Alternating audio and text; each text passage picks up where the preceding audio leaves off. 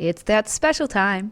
Time for some real education. In March 1974, Chinese farmers digging a well 20 miles east of Xi'an discovered a pit containing 6,000 life-size terracotta statues. The site was found to be the burial place of Emperor Qin. Archaeologists then uncovered a 20-square-mile compound, including some 8,000 terracotta soldiers, along with numerous horses and chariots, a pyramid mound marking the emperor's tomb, remains of a palace, offices, storehouses, and stables. A second pit was found with cavalry and infantry units, and a third pit contained high-ranking officers and chariots. A fourth pit remained empty, suggesting that the burial pit was left unfinished at the time the emperor died. Yeah, this is kind of a neat little story that is, we're used to people digging up stuff from the ground, like little fragments of dinosaur bones or, broken pottery, shattered walls of what used to be a once great civilization. Imagine being an archaeologist and uncovering an entire life-size standing city.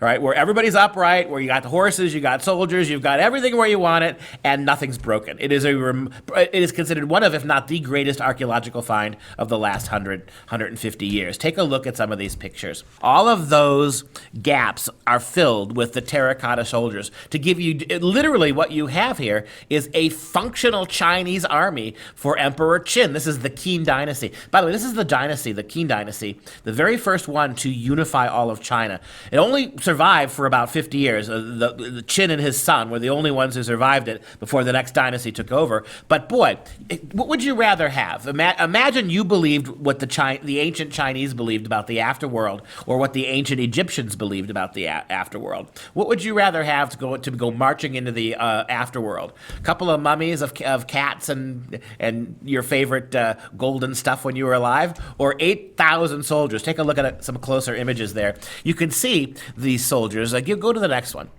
There you go. And the thing about these soldiers is that it has been determined that all 8,000 soldiers have their own unique features. In other words, this is not one artist doing knockoffs of the same face. That each of the 8,000 soldiers has a unique facial identity.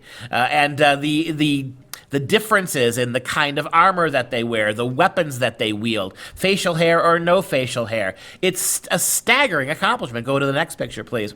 You can see there's a full cavalry division there, too. You've got all sorts of horses that are done with radical individuality. No two horses are the same. You can get a sense here of how detailed the armor that they wear is. You get a sense of the uniqueness of their faces. And for terracotta, right, the horses there, you get a sense of this. Go to the next one.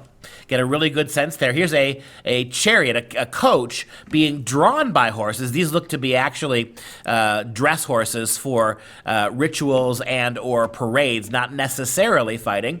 You can see the chariot that's being pulled. You can even see the little umbrella to keep the sun off those who are riding. And so this is a really remarkable culture and a really remarkable cultural achievement from the 3rd century BC. From about 250 BC down to about 212 BC, you have the Qin dynasty. You have the Emperor Qin, who marched bravely into the afterworld with all of his soldiers with him.